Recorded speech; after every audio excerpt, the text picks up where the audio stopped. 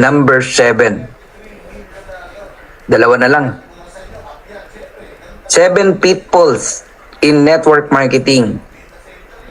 They have no vision.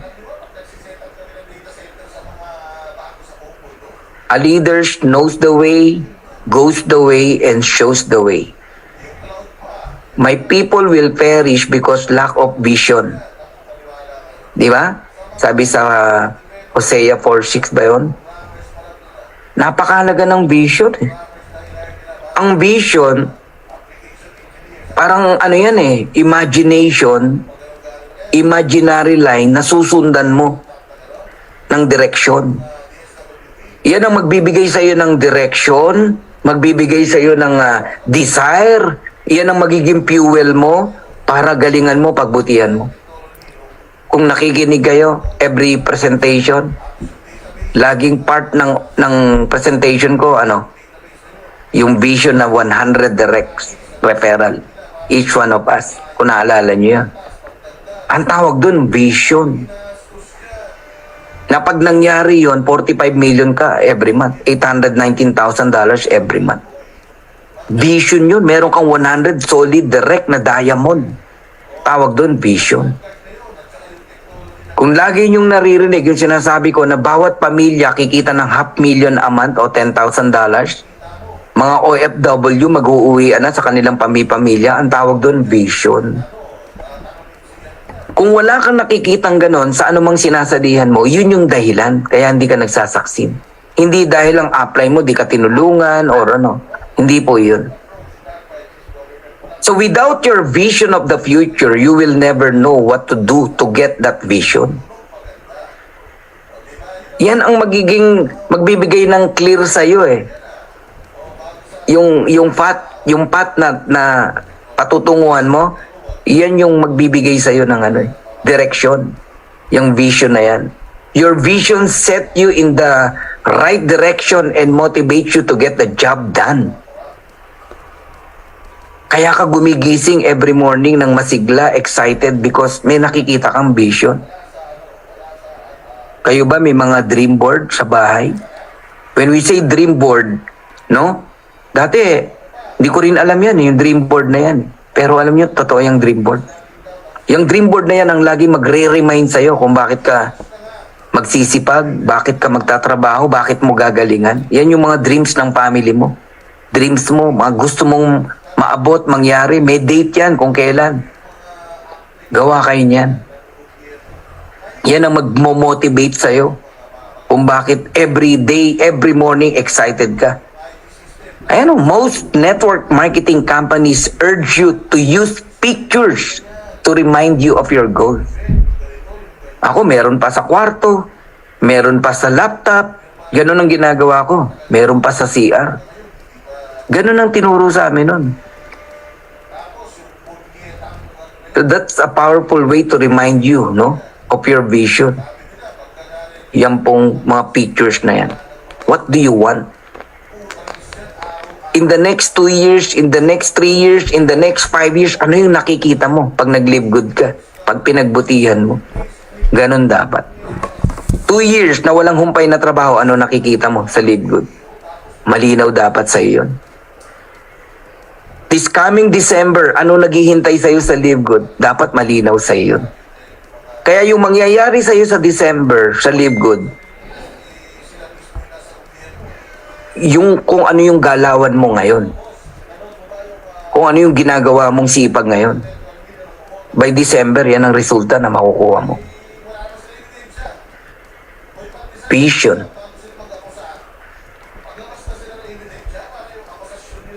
Malayo ang tingin dapat. Huwag malapitan. Naalala ko yung isang binata. Walang relo. Meron nakitang magkumpare, nagkikwentuhan, nagtanong, Sir, pwedeng malaman anong oras na po? Alam mo, sabi ng pinagtanungan, Ayoko nga. Sino ka? Niyaya yung kaibigan, lumayo na. Yung dalawa. Sabi nung nagtanong, grabe naman. Nagtatanong lang ng oras eh. kinausap ngayon yung kumpare nung kumpare, sabi niya, pare, ano ka ba naman? Nagtanong lang ng oras yung binata. Di mo man lang binigay yung oras. Oras lang naman yan. Sabi nung pinagtanungan. Ayoko nga. Pag binigay ko yung oras ko, yung anong oras na, magte-thank you siya, tama? Pag nag-thank you siya, anong sasabihin ko? Okay lang. Thank you rin. Welcome. Eh kung tanongin ang pangalan ko. O ano sama nun, pare? Eh syempre, pag tinanong pangalan ko, bibigay ko yung pangalan ko. Baka bigay rin niya yung pangalan niya. Oh, eh paano kung tanongin pa yung address ko? Malaman yung address ko. Oh, eh anong masama ron, pare? Nakita, nagmagandang loob ka. Ayoko nga.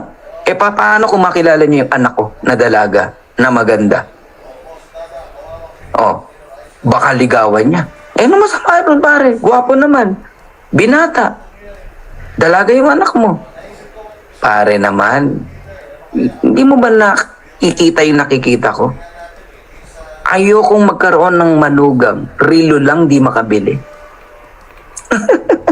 Ang layo ng pinanggalingan, no? May nagtanong lang ng oras, pero ganun na tumalon yung kanyang utak. Kidding aside, no? Story lang yan. Pero ang gusto kong i-point out sa inyo, guys, napakahalaga ng vision.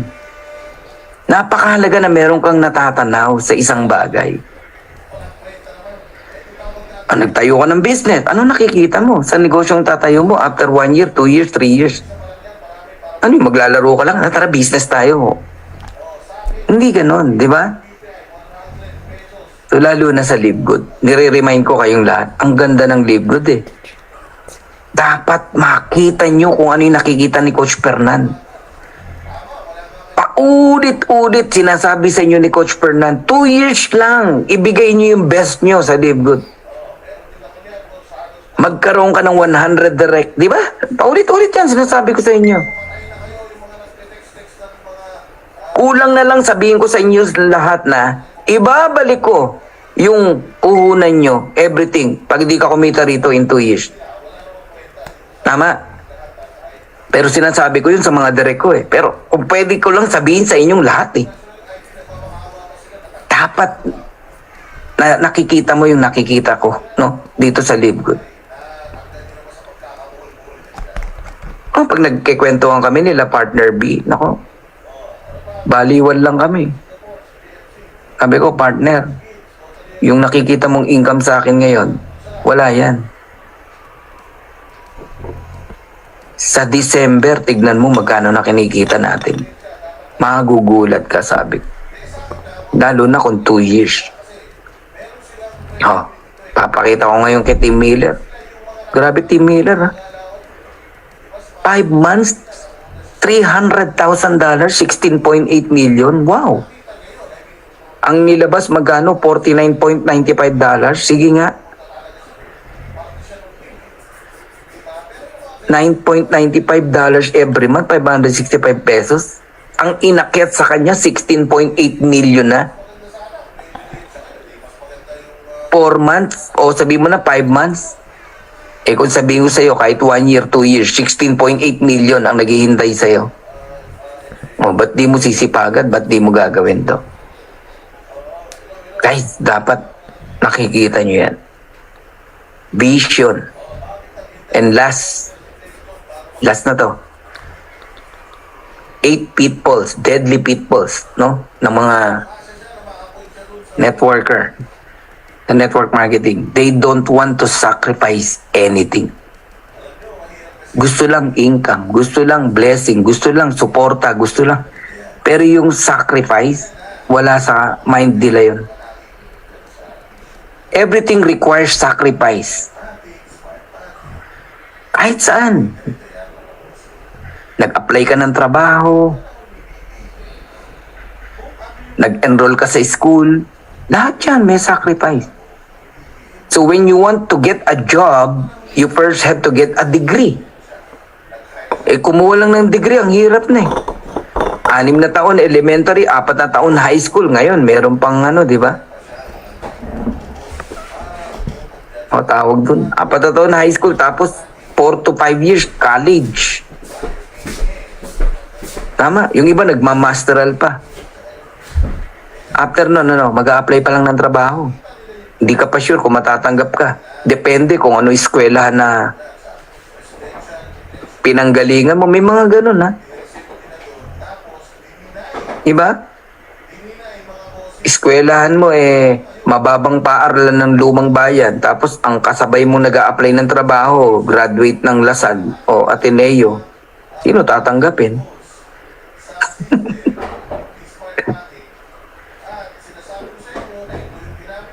Kung wala ka naman degree at mag-a-apply ka pa rin ng trabaho sa isang kumpanya, kailangan mo pa rin mag-submit ng mga requirements. Kukuha ka ng NBI, ganito, ganyan, di ba? Tapos ang trabaho mo, hindi ganun kaganda yung position mo. Rank and file ka. You need to follow their regulation. Lahat kailangan ng sacrifice. Kahit ano pang trabaho yan. Kahit anong job. Kailangan mong magbigay ng sakripisyo. Lalo na sa pagyaman, lalo na sa pagkuha ng pangarap. So in short, you have to sacrifice.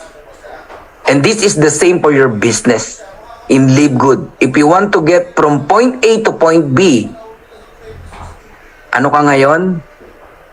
Eto si Live Good Vehicle. Ano yung patutunguhan mo sa point B?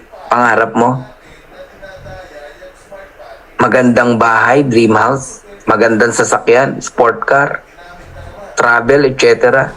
Savings, pagyaman. So you have to sacrifice a portion of your time, energy, and even money. Kasama po yun. Swerte nga natin dahil sa Live Good, wala nang mga sakripisyo sa labas na dati mong ginagawa. Abono rito, abono doon. Pakain dito, pakain doon. Gathering sa mga restaurant, ikaw nagbabayad bilang upline kasi downline mo yun. Nagpe-present, yes, nagpo-produce, pero alam mo yun, yung income mo napupunta sa expenses. Buti nga, wala nang ganun sa Live Good eh.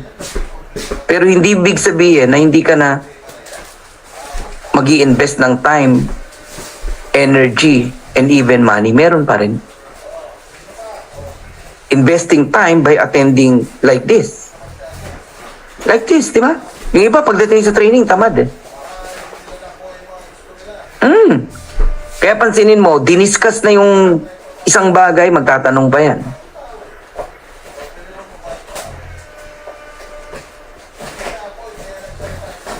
Investing time saan? Sa pag-aaral. Sa pag-i-study. Sa pagtingin ng mga sagot sa mga katanungan mo sa negosyo. Aalamin mo lahat eh. Saan nakuha yung $2,047.50? Bakit ganun, di ba? Aralin mo lahat yun eh. Doon pala galing yun sa 2x12. Kailan nakukuha yung earnings? Kailan yung weekly commission? Kailan yung monthly commission? Kailan darating yung unang matrix? Mga ganon. Inaaral lahat yun eh. Paano? Mag-sacrifice ka. Give time to learn. Oh, di ba? Energy. Di ba energy yung follow-up ka ng follow-up? Kung kani-kanino. Energy yung magkagawa ka ng video para meron kang YouTube channel. Sesend mo yan kung kani-kanino. You need energy. Follow-up. Training. Energy yan. Ilang oras na ako nakaupo rito mula kanina. Energy yan. Mas mahirap yung nakaupo nang walang galawan kaysa sa naglalakad. Naglalakad ka, nagsisirculate yung blood mo. Kaya ako, ganito ako ng ganito eh. Ang hirap nang hindi nagsisirculate ang blood mo eh. Energy yan. And even money. Pag kumita ka, invest ka ng magandang laptop. Pakabit ka ng magandang internet. Mag-invest ka ng magandang microphone. Mag-invest ka sa sarili mo para makita ka ng tao, presentable ka pag may kausap ka. Time, energy, and even money. Alam nyo, yung 8 na yan, tandaan nyo lang yan, iwasan nyo yan, gawin nyo kung ano yung tama, lamang ka na sa iba. So being aware of these deadly pitfalls makes you one step ahead of the crowd. Many people are called, no? But few are chosen. Ikaw na aware sa pitfalls na to, lamang na lamang ka sa iba. Kaya kayong mga nag-attend, lamang na lamang kayo. Maaalala mo yan eh. Mareremind ka eh. Naku, ito yung sinasabi ni Coach Fernan, focus. Focus. May nag-o-offer na naman sa'yo, iba eh. Pioneering din eh. Focus. Mareremind ka ngayon. Naku, ang dami kong tanong ah. Parang ako yung pinapatamaan ni Coach Fernan, aralin ko na nga. Aralin ko kaya. O, di ba? Ay, ganun pala yung pagtatanong. Kailangan talagang ang pagtatanong eh. Nararamdaman pa na yan kung talagang nagtatanong ka at gusto mo makakuha ng sagot o ano ka, negative ka. Nasaan ako? Nasa negative side ba ako na pagtatanong o nagtatanong ako sa side na gustong matuto? Maaalala mo lahat. So take the time and effort to avoid these pitfalls and build yourself up for success.